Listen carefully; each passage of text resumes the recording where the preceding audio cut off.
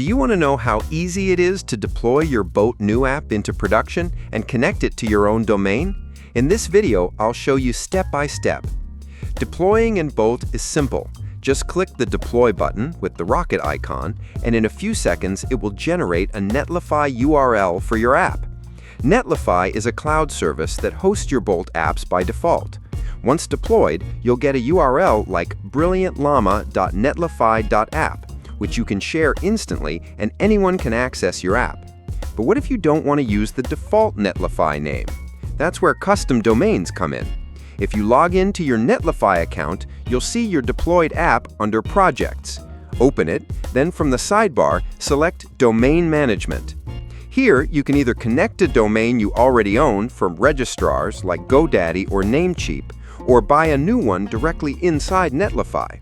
For example, you can search for something like beautifuldesignsapp.org. If it's available, just click Buy, complete the purchase, and Netlify will automatically assign it to your app. The setup process usually takes 10 to 15 minutes, after which your app will be accessible from your new custom domain. And that's it! With just one click, you can deploy your Bolt app, and in a few more steps, hook it up to a domain that makes your project look professional and personalized.